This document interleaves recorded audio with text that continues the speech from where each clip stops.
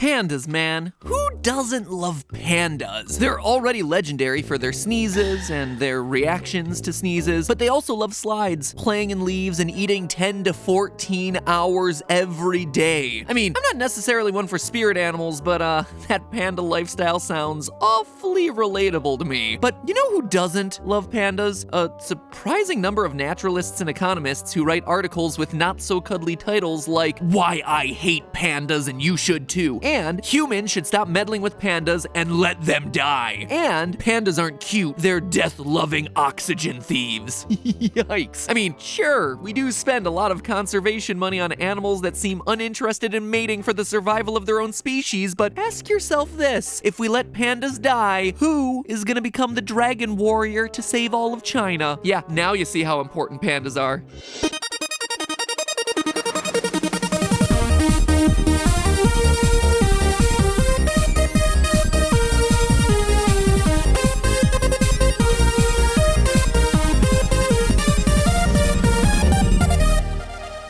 Internet, welcome to Film Theory, the show that studies martial arts footage in super slow motion to make sure that everyone is in fact kung fu fighting, rather than like, you know, judo fighting or capoeira fighting or Krav Maga fighting. Dear viewer, if you've been on the cinematic journey that I call Film Theory for more than a few episodes, you already know my would-be creepy if it weren't my job level obsession with kids movies. But now, it's even less creepy because I've got myself a toddler, and I can spend quality time with my son watching something that we can both enjoy, while bonus, still getting my work done on the side. Multitasking for the win. Our most recent father-son feature, Kung Fu Panda. My son loved the movie, but as any of you who've ever been around a toddler know, little kids are proto-theorists who ask a lot of questions. Luckily, his questions so far have been pretty simple. What's that? A panda. What's he doing? Kung Fu. Boom! Nailing it. But as he gets older, those questions are gonna start to get more sophisticated. How is the panda such a good fighter? Why did Oogway choose Po to be the dragon warrior to save the valley in the first place as opposed to literally anyone else? Why do all the animals have themselves creepy human teeth? Reasonable questions all, future version of my son. And while I can't answer the third one, today I do want to cover the first two. Why is Po, of all the animals, the dragon warrior? What makes Po so special? You ever notice that it never really gets that solid of an explanation in the movie? In a fictional world where there's already plenty of other highly skilled and trained warriors, what makes this random panda the chosen one? Oh, there's a reason. And that reason is getting this thing in the Chinese theater so it can make boatloads of cash in what's become the most important theatrical market in the world. But the cynical realities of filmmaking aside, I do believe that there's also a reason in-universe for why Po is the perfect candidate above and beyond everyone else, and it's not what you'd expect. So shove as many dumplings in your mouth as you can and rest those comment fingers of fury. We're jump kicking into the world of Kung Fu Panda. Skadoosh! When Master Oogway determines that Po is in fact the dragon warrior, a mythical hero he foretold would one day save the valley and gain limitless power, most of the other characters were skeptical that Po could possibly be a great warrior for one main reason: his body type. They're not exactly subtle about it either. Look at you,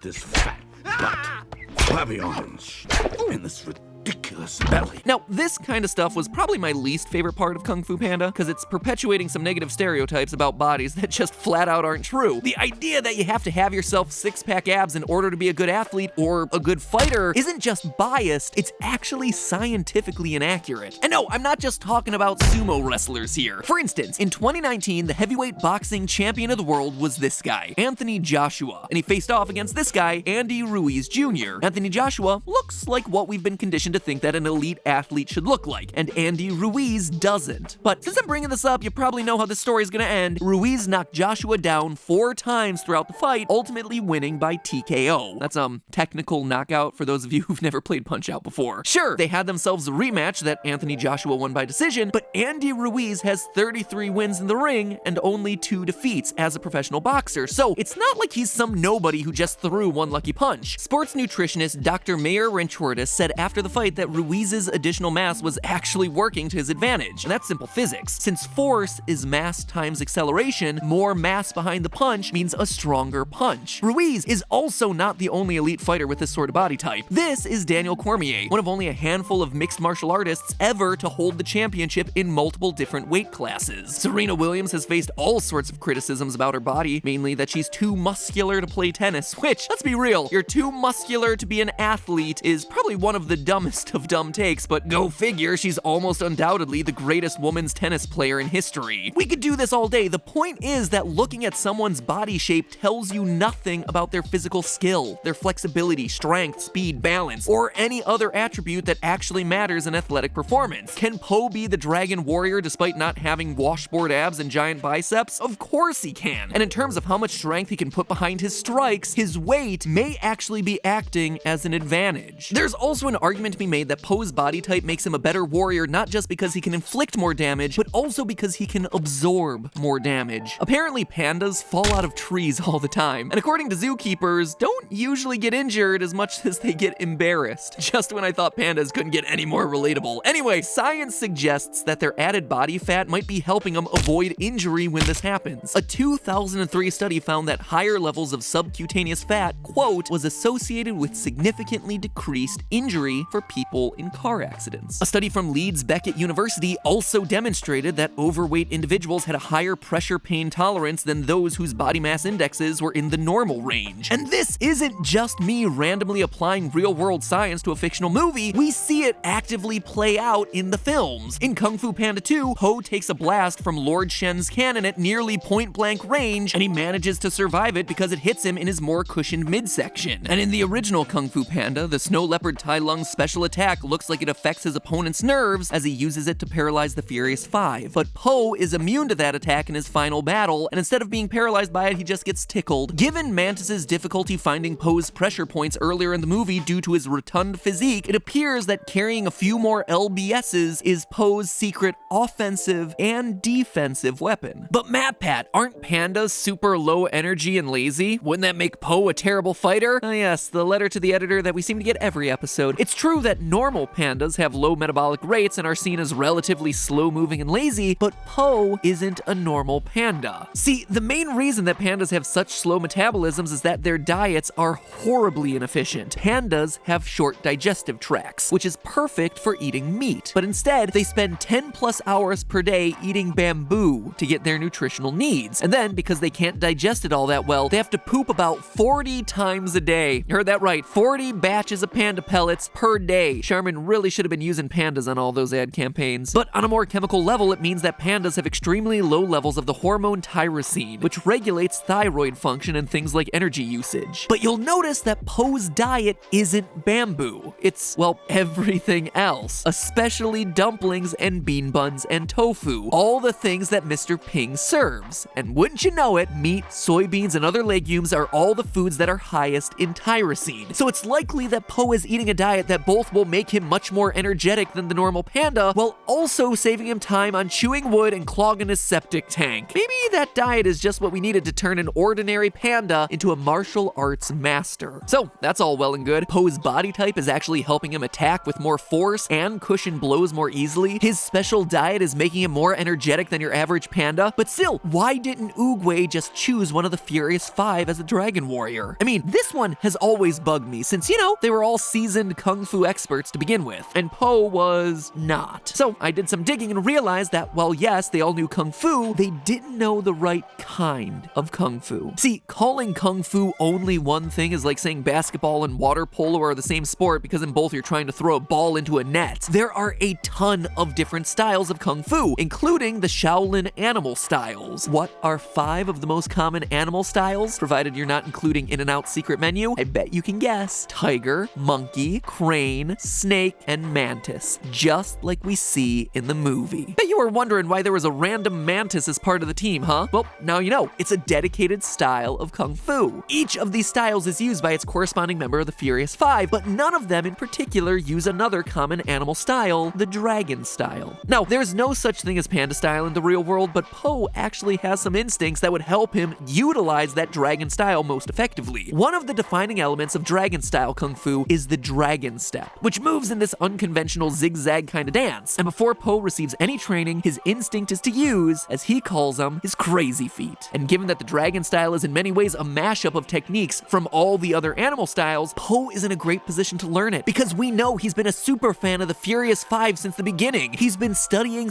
/ practicing their techniques in his bedroom since day one. It's one of the first things that we know about him. Each member of the Furious Five can have their own specialization, but by learning from all of them, Po is laying the groundwork groundwork to become the Dragon Warrior Master without ever realizing it. In fact, Oogway kinda tells us this at the end of Kung Fu Panda 3, that his vision for the Dragon Warrior was someone who could serve as a sort of connecting point. On the first day we met, I saw the future of Kung Fu. And the past, I saw the panda who could unite them both. That is why I chose you, Po. Both sides of the yin and yang. Oogway already knew from his own experience that pandas had the ability to master Qi, the spiritual elements of Kung Fu, but his mention of yin and yang here is relevant. Even though Oogway's first impression of Po is that he's a buffoon who just crash-landed in front of him, he sees the opposing side that is Po's potential. That's why when Oogway laid eyes on what appeared to be a clumsy, unassuming panda, he knew that inside was also a graceful and powerful dragon. Unless when Oogway says that he saw both sides of the yin and yang, he means Po was black and white, and his fur made him literally look like a yin-yang sign. Not the whole body shape thing and mastering different styles, and nah, it's definitely not that thing. It was clearly the body shape and the diet and his super fandom of the Furious Five that made him the perfect Dragon Warrior. Oh, and also the whole make money in China thing. That one's actually probably the most important. But hey, that's just a theory. A film theory. And fun fact, you know I was able to watch Kung Fu Panda in order to make this theory? With the help of our sponsor for today's episode, NordVPN. That is not a joke, this is a true story. So for years, I've been telling you guys about how Nord protects your privacy online with its military-grade encryption. In fact, your information is double encrypted for increased anonymity. And it works across all your different devices, which is super important for something like your phone when you're using unsecured networks. But here's a real-world example of how I used Nord for this very episode. Kung Fu Panda isn't streaming here in the US. Or I guess it is, but it's streaming on HBO Max, and I've been really reticent to get HBO Max because I refuse to get yet another subscription service. So I used Nord to switch to a different server. Literally one click, and suddenly it looks like I live in Japan, where, lo and behold, Kung Fu Panda 1 and 3 are streaming on Netflix. But what about Kung Fu Panda 2? Well, click again, and I'm suddenly in the UK, where Kung Fu Panda 2 is available, alongside a bunch of other Dreamworks classics like Megamind. Heck, I was even able to find myself a new Kung Fu Panda series I wasn't familiar with, Secrets of the Scroll. Without Nord, I would have had to pay for all of those movies, which would have cost me anywhere between like $16 on the low end to at least $35. And let me be clear, in that single moment, Nord paid for itself for the entire year. And that was just one weekend for just these movies. I can do that to find pretty much any movie that I want. Here in the States, you're paying for like at least 3 subscription services to see everything you want. With the power of Nord, a global Netflix has basically got everything you could possibly want. So stay protected across all your different devices while also staying entertained and saving you money in the process, all thanks to Nord. Go to nordvpn.com/filmtheory and use the code FILMTHEORY, FILMTHEORY, to get yourself 68% off a 2-year plan, plus an additional month for free. That is nordvpn.com/filmtheory with the code FILMTHEORY at checkout. Link is down below, first line of the description. Skadoosh!